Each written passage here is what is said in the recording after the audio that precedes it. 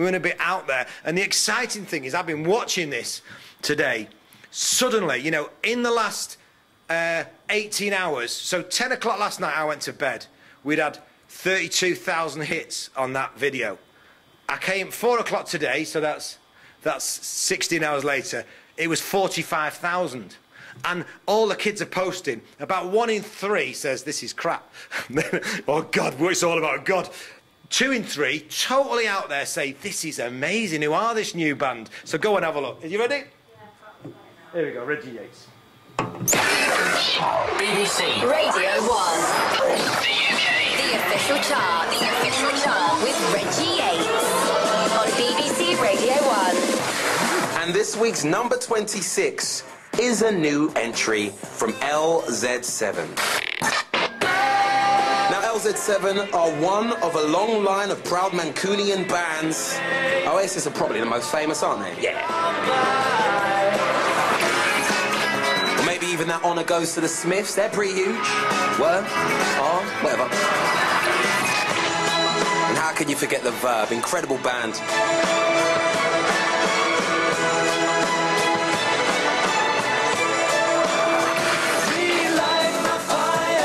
Oh, yeah. Forgot about this lot. Take that as well. Can't forget these guys. Huge band. And it's time to welcome to the chart new entries at 26, LZ7 with This Little Lad. New entry 26.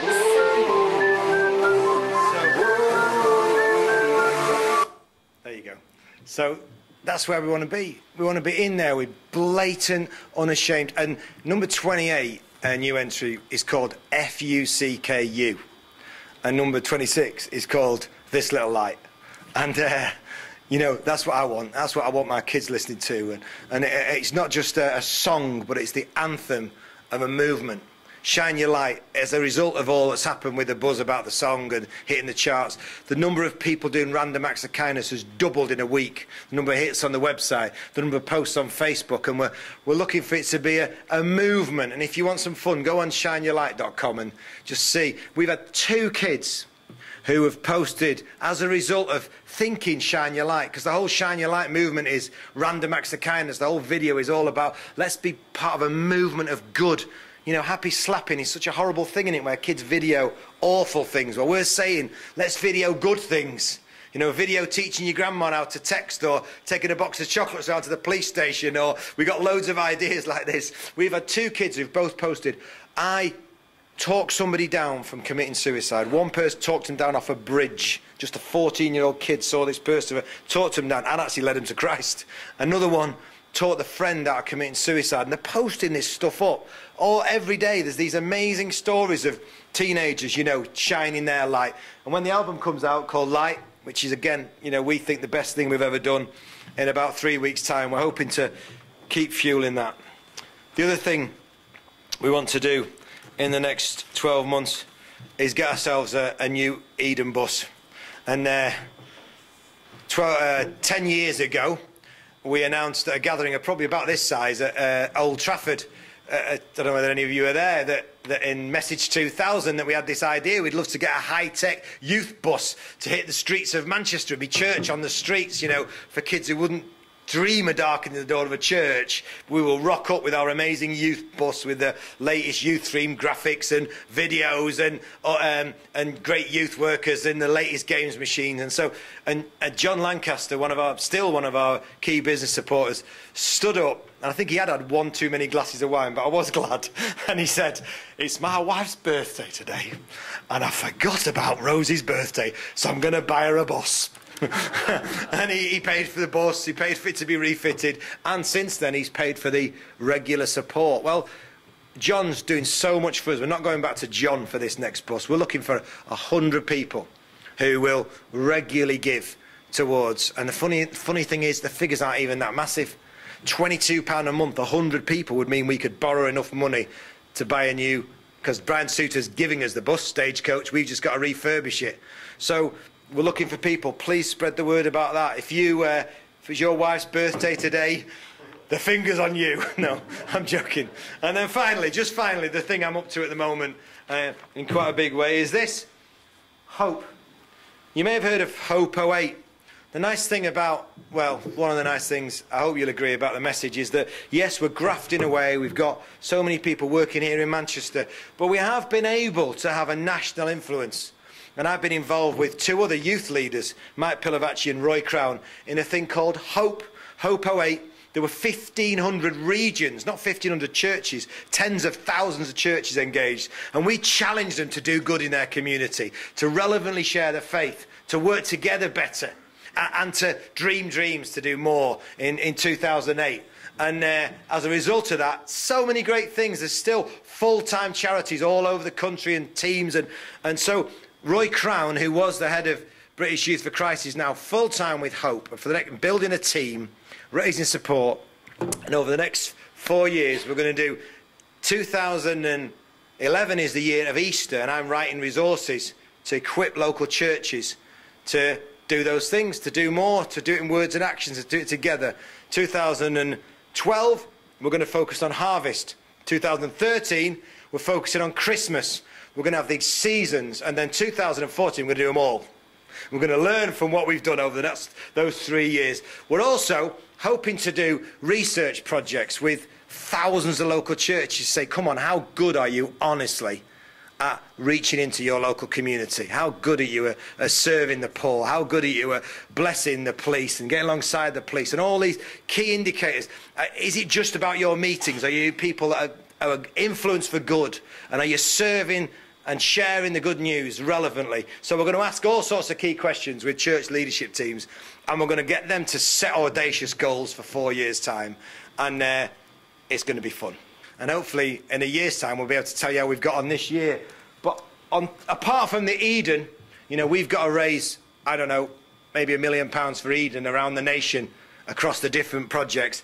This is what the message budget looks like. Our budget, apart from Eden, Eden in the regions, is 2.6 million. Pledged and expected. That means lots of you are business supporters who regularly support the message and have made a pledge. It's the bedrock of what we do. Plus, expected is money we really think we can bank on in terms of selling books, doing events, renting out gear, all sorts of stuff that happens, you know, and we feel we can be fairly confident about that. The nasty bit, the bit that Alex Ferguson would call the squeaky bum bit, is the 950,000, and that's the bit that we're in faith for this year, I guess you'd say. That's the income target, and that's broken down. Frank heads up our fundraising team, and this year we're hoping to see a new £100,000 come in from trusts. We're hoping to see £170,000 come from Urban Heroes and the Winter Ball, and these are all based on, you know, things we've been able to do previously. Other events that are going to happen throughout the year, we're hoping to see 170,000. We don't know what to call these. It's a bit cheesy to say elite donors, but they're people who can give more than £50,000 a year. So they are pretty elite and exclusive. There's not many of them around. We did have about 6 or 7 of them. We're down to about 2 or 3 at the moment.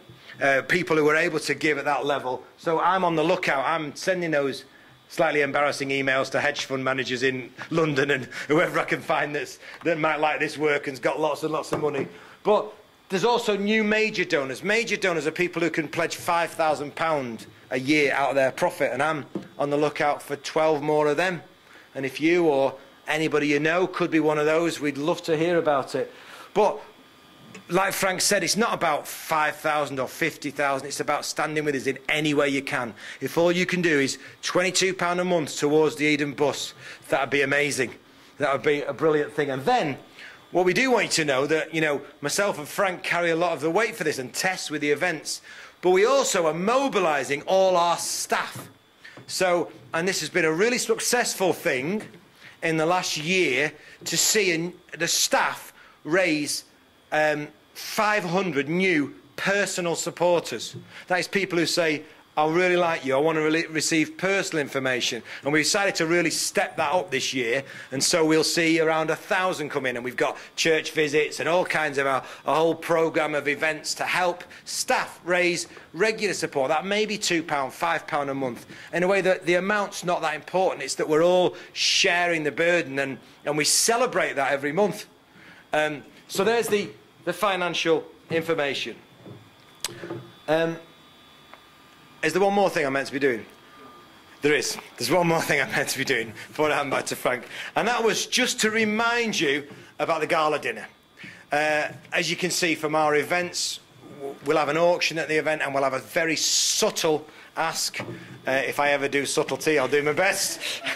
Depends how skint we are on the night, but anyway, I'm hoping I'll be subtle. We're having this fantastic first-class 5-star dinner. Cannonball Live are extremely funny. It will be a really great night. We still have a number of tables to fill.